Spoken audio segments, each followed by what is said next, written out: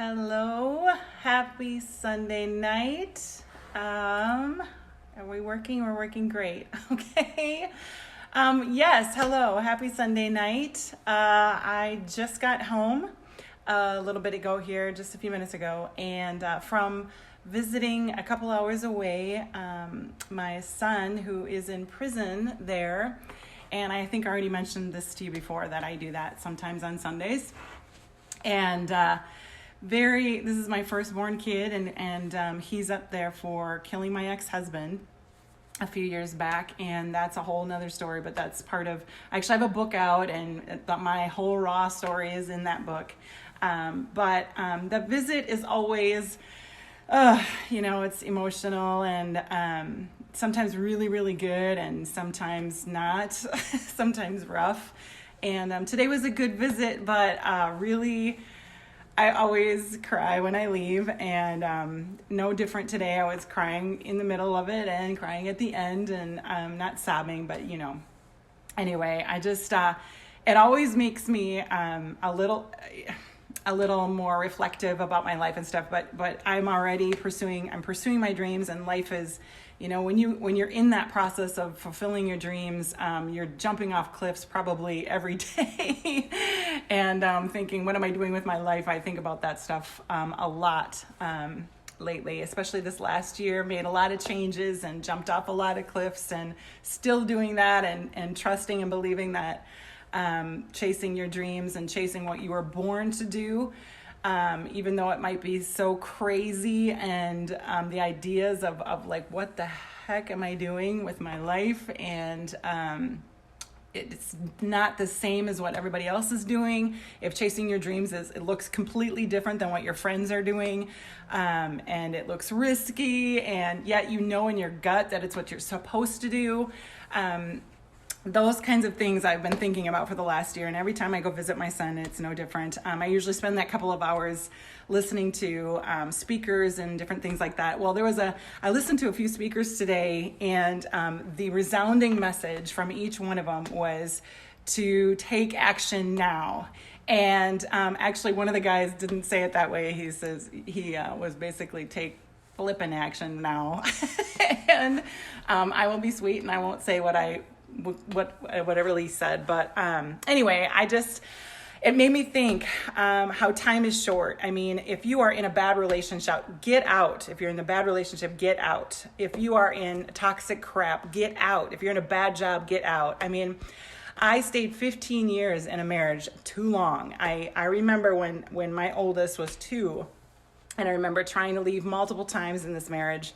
And I remember when he was 2 years old, and I had left for the weekend because of issues with my late ex-husband. And I remember coming back home, and my little son running through the house, yelling, "Daddy, Daddy, where are you, Daddy?" And he was only 2 at the time, and my heart broke. I'm like, how can I leave? And I felt awful and torn, and now looking at where he's at, and I think, I wish I would have left when he was 2. I wish I would have left when he was 7. I wish I would have left when he was 12. I wish I would have left multiple times and stayed away, but obviously can't go back. So now I'm doing a lot of things that are very difficult, and yet I'm doing what my gut says to do. And if you are not doing what your gut says to do, whatever it is, whether it's to forgive someone, whether it is to quit a job and start your own business, whether it's to ask that girl out that you're too flippin' scared to ask out, or vice versa. I mean, if you see a guy, unless they're married, don't do it. But no, I mean, life's too short. Life is too short, and your decisions matter. Your life matters, and the people around you, if the ones you care about, their lives matter, and your decisions are affecting their lives. And I have a daily reminder of that. And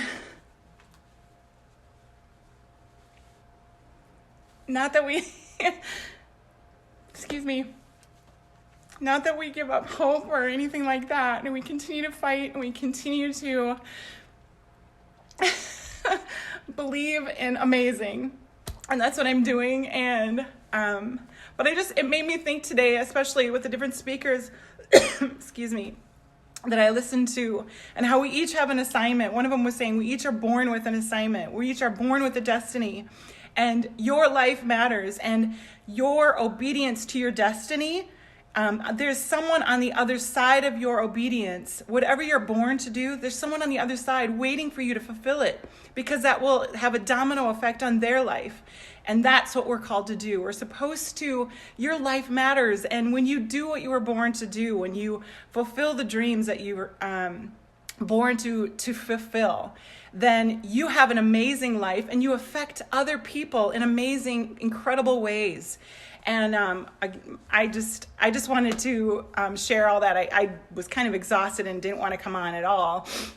But it was too important. It was burning too much in me, and I care too much about all the people now that I get to talk to all the time now. And your life matters. And if you've been told otherwise, that's a total flippin' lie. So don't believe it.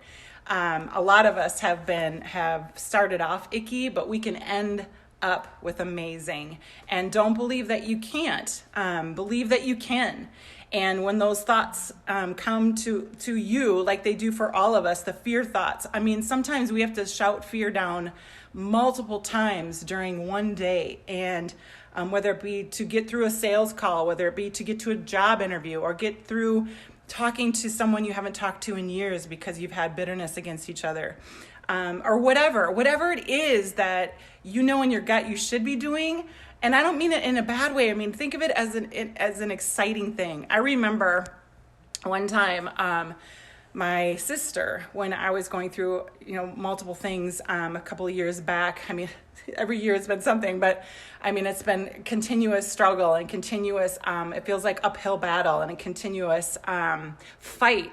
But there, you have little victories along the way. And one of the times that I was I was just super depressed. And I remember my sister, and I kind of wanted to slap her at the time, but it was really good advice and I never forgot it. And I remember I was sitting in my office looking out my window and just crying. And I was talking to her, and I wasn't really sharing with many people, because sometimes when you're really struggling, there's, you don't want to share with everybody. And she knew I couldn't tell her a lot of what was going on. And she knew it. And she was just like, you have to trust and you have to believe. And she's like, rather than being afraid, you need to say, rather than saying, oh my God, what's next? Kind of say, oh my God, what's next?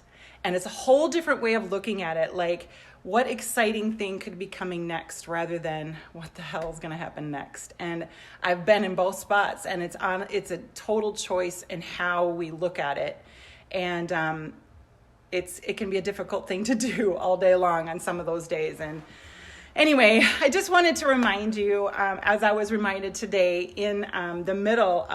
sometimes in the middle of the battles of hell, we have our revelations of heaven, of how important what we do and who we are. Who you are is so important and so vital. God wouldn't have wasted his time to make you if he didn't want you around. And you matter. Your life matters.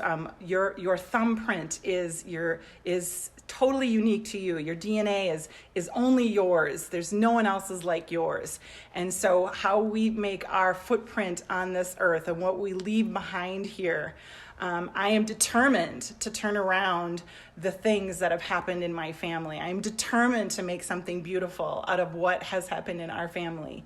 And that is happening. It already is happening. So no matter what you've been through, you can go through a ton of stuff in this world and still come on the other side taller, stronger, more beautiful, and have a domino effect that can last generations in a really positive way. So I hope that's encouraging tonight. I'm going to sit and relax, have a little bit of dinner and maybe some wine, and look forward to an amazing week. So I'm sure we will talk to you soon. Thanks, you guys.